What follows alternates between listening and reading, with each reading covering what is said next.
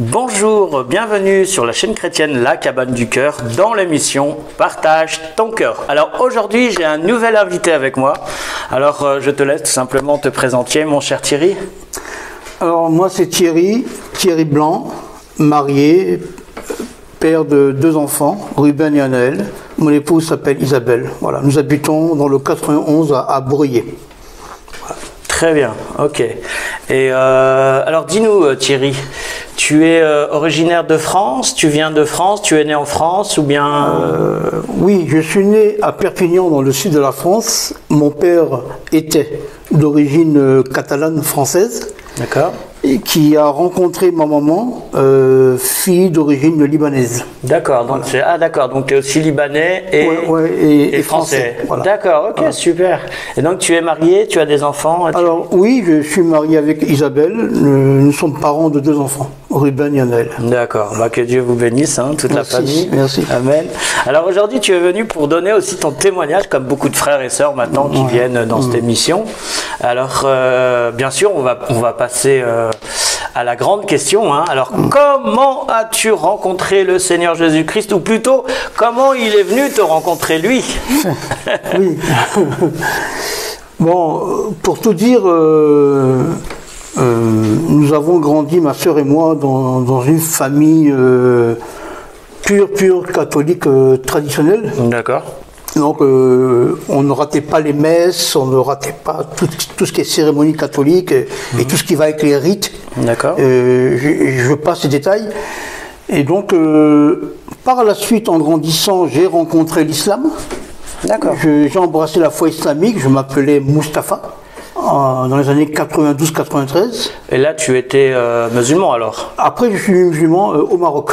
Au Maroc, tu as vécu au Maroc? Non, j'ai rencontré une Marocaine, Souhad, sur la France, à Paris, et donc j'ai été invité par le père à venir demander la main de sa fille au Maroc, à Casablanca. D'accord, ok. Voilà, dans le quartier d'El Khalef. Et du coup, tu l'as pas fait? Si, je me suis converti à l'islam, sauf qu'on n'a pas pu se marier, il y a eu des histoires, on s'est disputé, bon. D'accord. Voilà, donc ça s'est pas fait, et c'est par la suite que mon cheminement a commencé avec Jésus. D'accord, mais alors tu étais athée à la base, c'est ça? Ou tu étais croyant mais sans chercher Dieu? J'étais croyant, j'étais même mystique. Tout jeune, tout enfant. Je n'avais pas beaucoup de fréquentation, j'aimais regarder la nuit très tard, mes parents venaient me chercher dans le noir sombre, à 3-4 heures du matin dans la nuit, je regardais les étoiles et je parlais aux étoiles, je parlais au ciel. Ah oui, d'accord. J'avais un rapport, je voulais chercher le mystère, c'est quoi tout ça, pourquoi c'est là. Tu avais un rapport en fait aussi avec la nature et des questions sans réponse. Des questions existentielles que je ne comprenais pas. Voilà. Et puis quand on est jeune, c'est justement à quel âge? 12-13 ans, c'est ça? Même plus tôt. Plutôt même, ouais, 9-10 ans. 9-10 ans, c'est là où on commence à se poser. Enfin, ça dépend des enfants. Il y en a qui se les posent plus tôt, d'autres plus tard et d'autres jamais. Tout à fait. Il y en a qui se posent jamais cette question, c'est bizarre, mais bon, bref. Et donc, du coup, alors, tu as été musulman combien de temps? Alors, ça a duré quoi? Ça a duré même pas 1 an. D'accord. Un an. Plus une approche. Une approche. C'était toujours plus par intérêt pour avoir la fille. Ah oui, donc c'était pas vraiment une conviction intérieure qui me disait que c'est la vérité, c'est la... D'accord, ok. Oui. À cette époque-là, en plus, tu connaissais pas encore Dieu, tu connaissais pas encore Jésus, pas tu connaissais pas encore j'étais l'islam, tu connaissais pas le judaïsme, le christianisme, tu connaissais rien de tout ça, d'accord. Ok, très bien.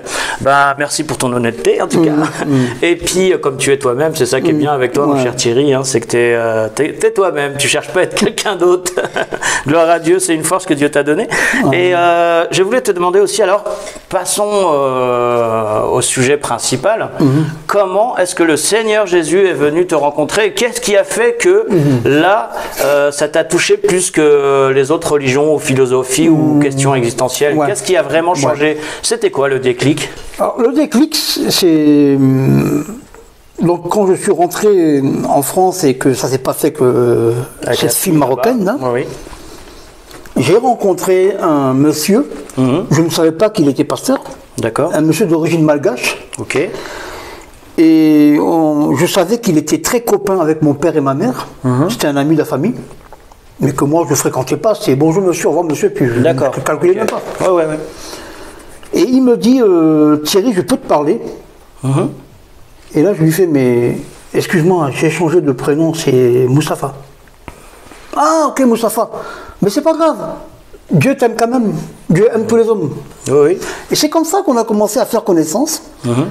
Et au début, j'avoue, je le fuyais parce que j'étais pas trop. Je voyais ce qu'il voulait faire, me rapprocher de sa foi, de ce en quoi il croit. Oui, sa foi chrétienne. Voilà, et moi, ça ne m'intéressait pas. Je ne voulais pas entendre parler. D'accord. Je vous avoue que tout ce qui était bondieuserie, ça me passait au-dessus, ça me fatiguait. Je ne voulais même pas rien entendre.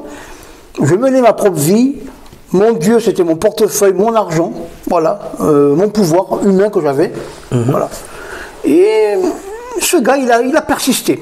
J'avoue, il avait quand même une consistance. Il lâchait pas le morceau. Chaque fois que je change de trottoir, il changeait de trottoir. Il m'attrape à chaque fois. Moustapha, Dieu t'aime, rappelle-toi. Jésus t'aime. Et un jour, je lui dis, écoute mon ami, on va faire court. Où est ton église? Je dis, ah, tu veux venir? Je dis, écoute, pas pour me convertir, j'ai le droit.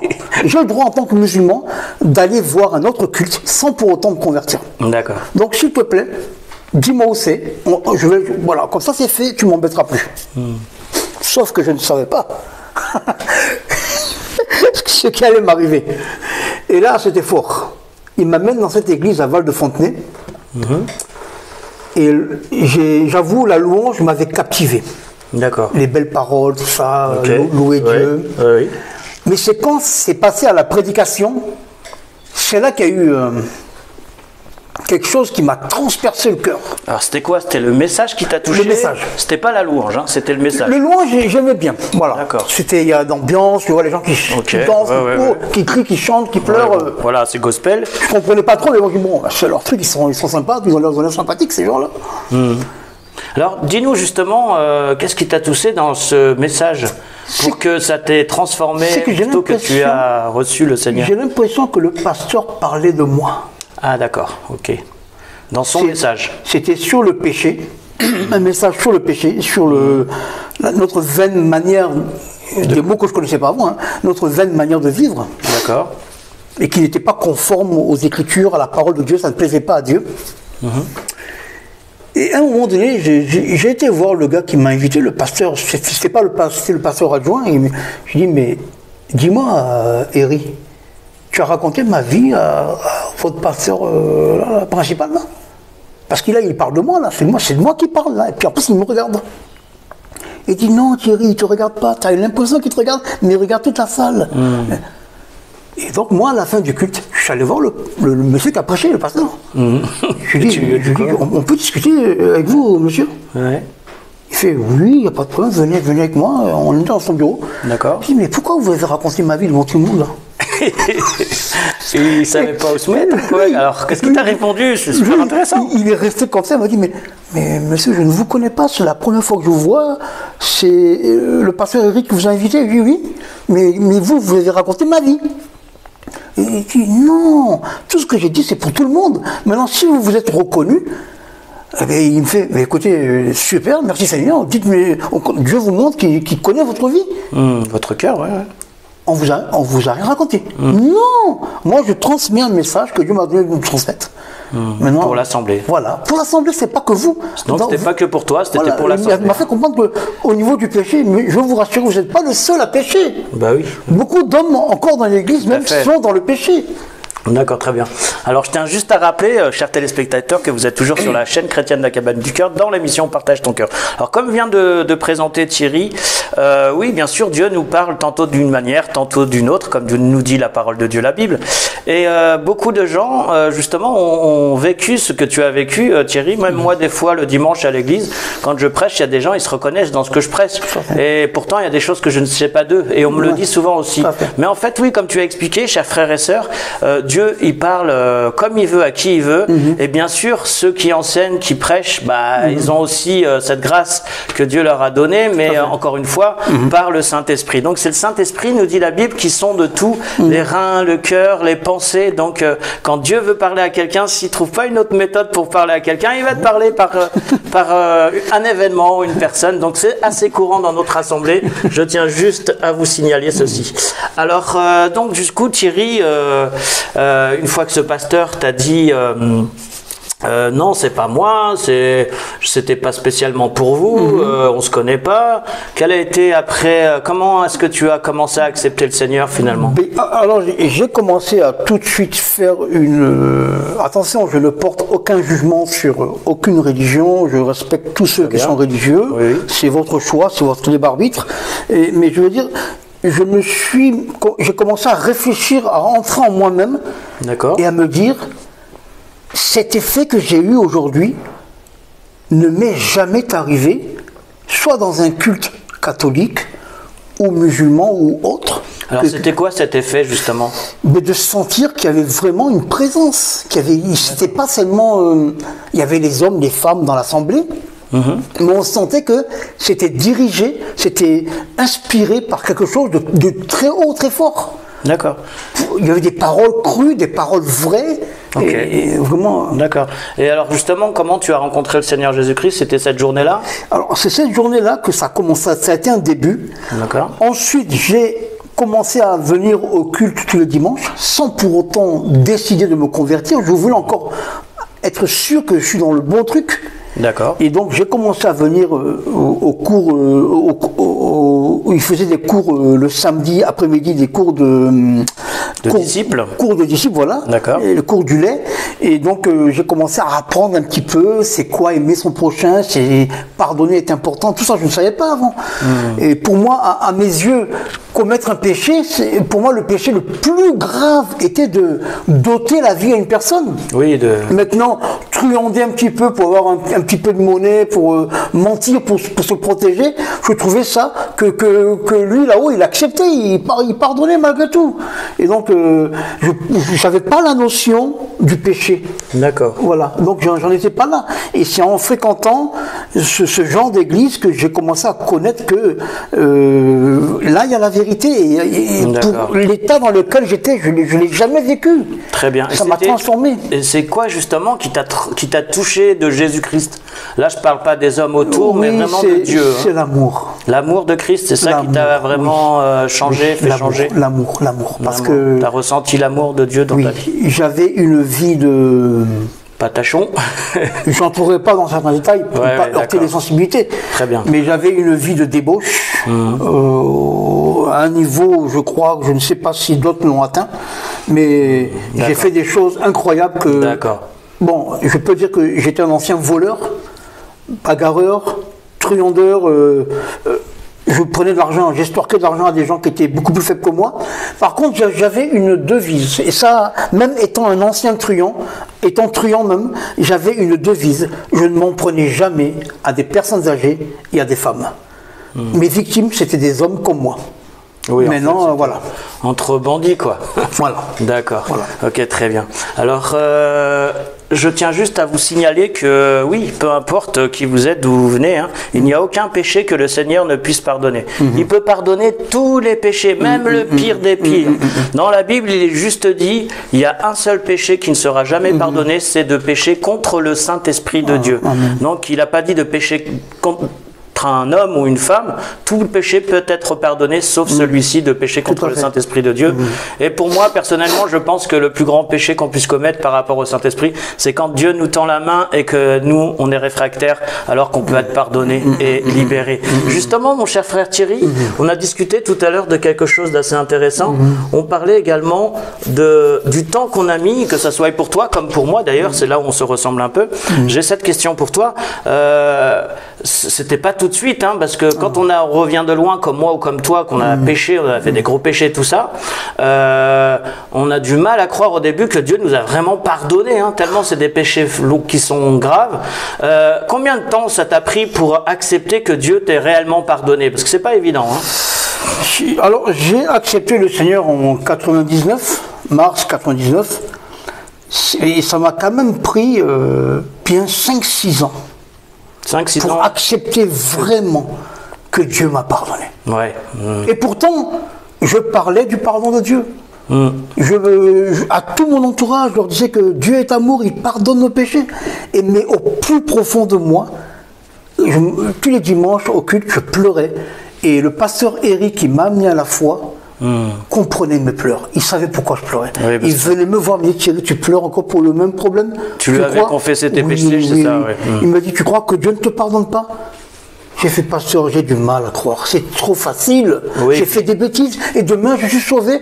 C'est pas juste. Il m'a dit, mais Thierry, c'est la justice de Dieu. C'est l'amour de Dieu. Jésus a payé pour toi. Amen. Parce que tu n'étais pas capable, toi, de payer pour tes péchés. Bah oui, surtout que 2 Corinthiens nous dit, pardon, 2 Corinthiens, Éphésiens 2 nous dit, chapitre 2, je veux dire, versets 8 et 9 entre autres, il nous dit justement que c'est par la grâce de Dieu que nous sommes sauvés par le moyen de la foi, et que cela ne vient pas de nous, mais du don de Dieu, de sa grâce. Amen. Et c'est vrai, quand on revient de loin, c'est pas évident à accepter. Hein. Mais il faut du temps, et puis j'aime beaucoup t'encourager aussi, mon frère, et je m'encourage aussi également, hein, parce que je suis pas mieux que toi, mon frère. Et en fait, ce que je dis, c'est que Dieu nous dit aussi ce fameux verset où il nous parle, où il nous dit, tu aimeras l'Éternel ton Dieu de tout ton cœur, de toute ton âme, de toutes tes pensées, de toute ta force. Mais il dit aussi un autre verset où tu aimeras aussi ton prochain comme toi-même. Donc toi-même, tu dois t'aimer aussi. Donc frères et sœurs, si vous traversez par cette situation, vous n'êtes pas sûr de votre salut, que vos péchés sont tellement graves et qui sont tellement mauvais, mais en fait, rappelez-vous ceci, hein. Dieu t'aime, mon frère, ma sœur, il peut tout te pardonner, il faut juste lui confesser tes péchés que tu as commis à l'Éternel ton Dieu. Et si tu connais quelqu'un pour confesser aussi, que ce soit un pasteur, quelqu'un de mûr dans la foi, pas un enfant dans la foi, encore une fois, frères et sœurs, la Bible nous déclare aussi qu'il est bon aussi de confesser les péchés les uns les autres, afin justement, bien sûr, pas seulement d'être pardonné par Dieu, mais aussi pour libérer votre âme, frères et sœurs. Bien sûr, ne dites pas tout et n'importe quoi, plutôt à n'importe qui, hein. Choisissez bien la personne et de préférence un serviteur bien sûr de Dieu ou un frère, hein, c'est pas interdit non plus. Vous pouvez aussi partager vos confessions avec des frères et sœurs mûrs dans la foi qui va pas aller parler de ça dans la rue ou à tout le monde. Faites attention. Dieu il vous demande pas ça, ou sinon vous les confessez tout simplement bien sûr à Dieu premièrement, et puis si vous avez un proche, n'hésitez pas, mais de toute façon la Bible nous demande aussi de confesser bien sûr premièrement à Dieu nos péchés, et il est fidèle pour nous, comme dit la parole de Dieu, nous justifier de tout péché et pour nous restaurer également. Donc frères et sœurs, surtout n'hésitez pas. Alors du coup, il commence tu as réussi à réaliser que tu étais vraiment pardonné. Ou plutôt comment le Saint-Esprit t'a fait comprendre que tu étais vraiment pardonné. J'ai ressenti dans mon cœur une tristesse qui n'était pas une tristesse humaine. Qui était une tristesse selon Dieu. Et j'ai ressenti que le Saint-Esprit en moi, parce que nous sommes une habitation de Dieu en esprit, le temple de Dieu, était triste. Triste à l'idée de s'apercevoir encore que je ne comprenais pas l'amour de Dieu, l'amour inconditionnel de Dieu.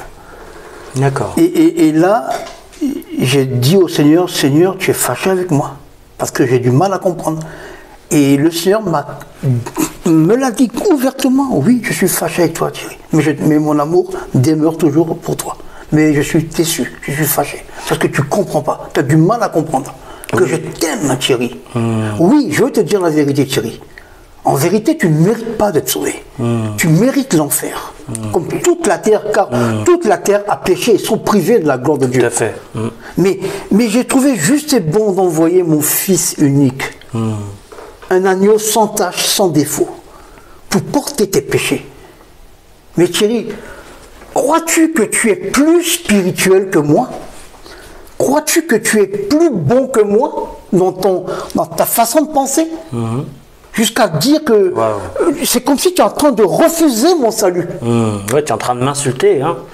Je te l'offre gratuitement. Ouais. C'est comme si Dieu te dit tu m'insultes. Oui, je te l'offre le salut. Contente-toi de le prendre et de ne rien dire, d'accepter. Et c'est là que j'ai capitulé. J'ai accepté. Une bonne fois pour toutes que j'ai vraiment été lavé, pardonné, racheté par Dieu. Bravo, alléluia. Ah oui, gloire à Dieu. Gloire à Dieu. Gloire à Alors Dieu. voilà, frères et sœurs, on peut avoir des belles discussions, des jolis mots, mais rien ne vaut les témoignages comme le témoignage de Thierry. Donc, si tu es dans cette situation, n'hésite pas à nous contacter. Si tu as, par exemple, des choses à partager, n'hésite pas à nous contacter sur la chaîne. Nous sommes ouverts, bien sûr, et disponibles pour vous. Alors, j'aimerais te poser une dernière question, mon cher Thierry. C'est une question de la fin, comme j'ai l'habitude de le dire. S'il y a quelque chose que tu voudrais partager au monde entier en 1 ou 2 minutes, ce serait quoi? D'abord, quelque chose que je voudrais partager au corps de Christ, aux gens qui sont enfants de Dieu, qui sont chrétiens, qui marchent dans la foi, c'est que Dieu m'a parlé de l'amour horizontal et vertical. Et il me faisait comprendre que dans ma maison, là je m'adresse vraiment aux chrétiens, dans ma maison, mes enfants, j'ai une certaine catégorie d'enfants qui n'ont qu'une relation verticale avec moi. Ils m'adorent, ils me prient, mais n'ont pas de relation horizontale avec leur voisinage, avec leurs semblables sur terre. Ils ont une relation avec moi, ils parlent ils prient, ils me louent, ils sont en communion et c'est super, c'est bien. Vertical entre toi et Dieu. Voilà, mais ils n'ont pas de relation, ils ne parlent pas de Jésus au dehors, ils ne parlent pas de Jésus à leur entourage de travail. Maintenant, j'ai aussi dans ma maison mes enfants qui ne font que de l'évangélisation, mais qui n'ont pas de relation avec moi, une intimité avec moi. Ça peut être dans les deux sens, voilà. Effectivement. Donc, ce que je voudrais, c'est que ma maison, mon église, ait une vie spirituelle équilibrée. Vous soyez comme ça avec vos semblables, vous parlez de Jésus pour leur salut, mais que vous ayez aussi avec moi une relation d'amour et de communion. Oui, quand tu dis toi, tu parles de Dieu. Voilà. Voilà. Et ça, c'est l'église, je m'adresse aux chrétiens. Et maintenant, je voudrais m'adresser à ceux qui n'ont pas encore fait le pas de marcher avec Jésus. Je voudrais vous dire que Jésus, c'est pas un mythe, c'est pas une histoire inventée, c'est une réalité. Et Jésus vous aime et veut votre salut. Amen. Faites le pas de le rencontrer. Alléluia. Amen. Soyez bénis.